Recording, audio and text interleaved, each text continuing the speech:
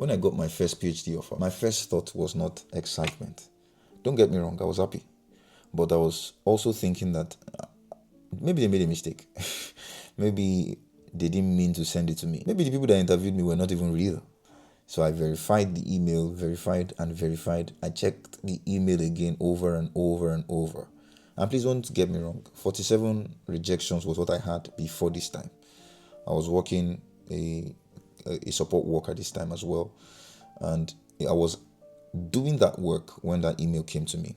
It came around 5 p.m. and my work was supposed to end at 8 p.m. When I was consistently applying, somewhere in my mind, I did not believe that I belonged to that room.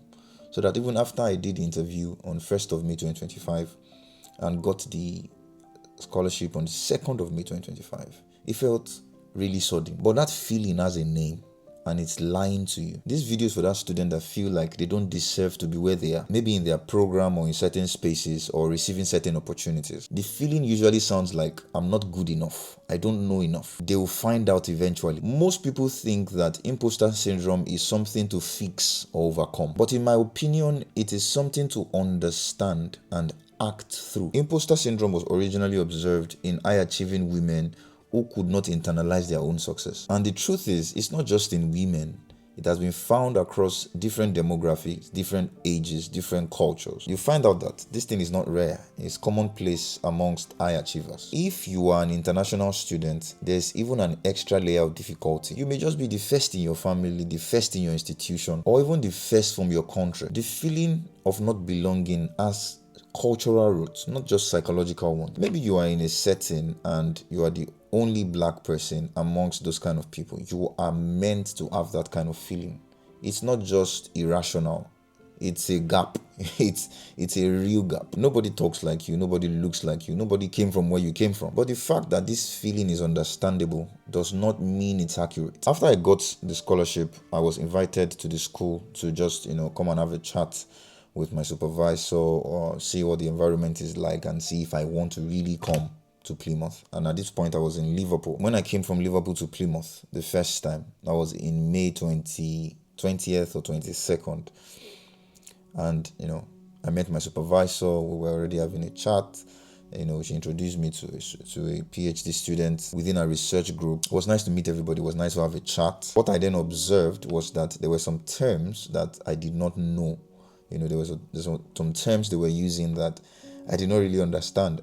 I felt out of place immediately. Not out of place because I could not contribute, but out of place because of not understanding some certain things. Not understanding some certain things does not mean I will not understand them, but at this point I did not understand them. And then it started to validate that feeling that I hope I belong here. I hope I will not struggle. And being the only African in my research group even compounded this thing. I've never had an issue with accents, but not seeing people that look like me also compounded the feeling. I knew it was going to be a learning curve, but it was difficult. But again, it made me more grateful that I had access to such an amazing opportunity that I know I would learn from. I've always known that I can learn things. I've always known that I'm very adaptable.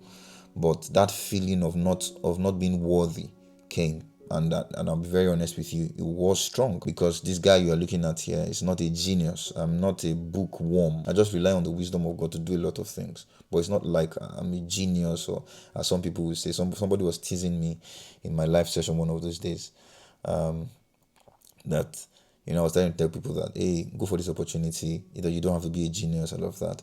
And then they were like, no, you are a genius. I don't think I am. Honestly, I don't think I am. This feeling I'm telling you about is real. But like I said, is it true? Is it a true feeling? You start feeling like everyone has something you don't have. They have a knowledge you don't have. They have a readiness that you don't have, or a deservingness that you haven't reached. We forget that nobody knows what they know now from the start. Every expert was once a beginner who kept going anyway. Let me tell you something. Research confirms this, that the more you know about something, the more you realize you don't know what you think you know. So some of those people that you see that, do a very good presentation, it's a performance presentation. Everybody is a work in progress. And that's not a consolation for you. It's an accurate description of every person in every room. Let me give you an example. So I submitted a draft to my supervisor, very amazing person that she is, so she edited it corrected it. I said, okay, took what she corrected, and then I worked on it. And then I submitted to her again just for a review of a review. She looked at what she edited, what she told me to edit, really, and that I edited, and then it corrected that thing. And then she told me something. She said, I know I told you earlier to edit this thing. That is just for you to know that I am also improving in my writing. Honestly, that statement set me free in many ways. I stopped chasing perfection. I started to understand that the experts that you think are experts are not void of mistakes. They are not void of errors. Small efforts compound. The one who acts consistently, even though it's not perfect, even though they are not certain, but the one that acts consistently will outperform the one who does nothing. So if you're a student listening to me, maybe you are struggling with your academic writing, struggling with your finances, struggling with maybe purpose, struggling with something, you have to understand that the key is to be consistent. The key is to, when I say consistency, I mean that regardless of how you feel, your feeling can betray you. If you always wait for you to feel good before you do things, you will never scale. You will never do well. Because when we subject our lives to feeling, our feelings are not stable. And we must be able to build our lives around systems that are stable. So when you feel like you don't know something, it doesn't mean you should not do it. At some point I was thinking, do I just have to be in this PhD, or should I just get out of this PhD? This maybe this thing is not for me, or I was thinking about it. Now I've become sort of a mentor to a few people, maybe thousands of people all over the world, and I'm thinking, and I'm still thinking right now. The feeling is still there that, do I deserve to be here? Do I deserve to do this? So it never leaves. Look at the example of my supervisor that I gave to you. It's not a subject of perfection. You can't submit your life on the basis of how you feel, because you will not always feel good. So the feeling is not the problem. Stopping because of the feeling is the problem. I had a presentation today, the day I'm recording this. I had a presentation today that I felt really unprepared for.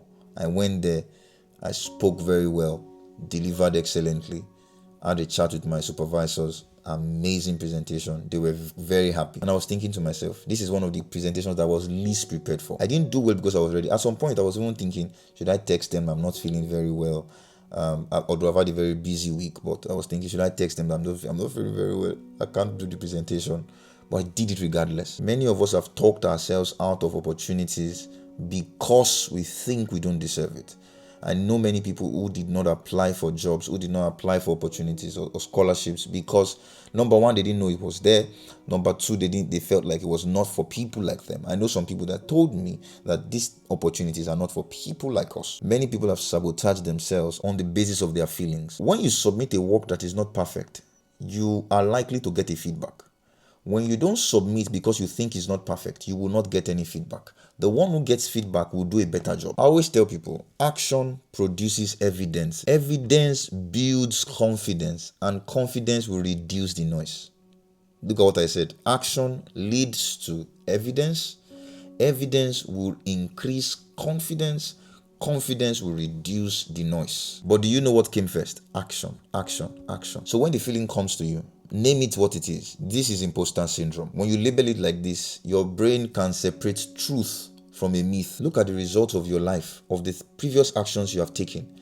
Bring them, recollect them. This can serve as a foundation, to build future actions. And again, when you are in isolation, imposter syndrome will thrive. But when you find people who go through the same thing and are able to tell you that, oh no, it's a common feeling, you'll find yourself coming out of that feeling. I have colleagues at work that we have chats, and people that you think, hey, they've gone ahead, people that you think, oh, these guys have, everybody's in the same position. The struggle is common, the feedbacks are common. That common ground that I get from the community just helps me go through that process. And again, evidence. As I keep doing things even through fear, I find out that it helps me do things better despite how I feel. Nobody is fully ready. Nobody knows everything. A feeling that you don't belong does not mean you don't belong. It's just proof that you are growing or you are paying attention. As a person, I'm a work in progress myself. I still feel that way. I had a presentation in Luton some days ago. I still felt like I didn't deserve to be there. I still felt like it, but I showed up regardless and connected with people, amazing people, presented my research, did videos, and one of the videos I did is like top of my LinkedIn right now. Everybody was resharing, different institutions were resharing that video. The organizers themselves reshared that video. And I just imagined that I didn't do that video. I just imagined that I didn't talk to the people that I spoke to. I want you to comment with one thing you have been putting off because you didn't feel ready. Just name it. That's the first step. Please subscribe to my YouTube channel and I'll see you next time.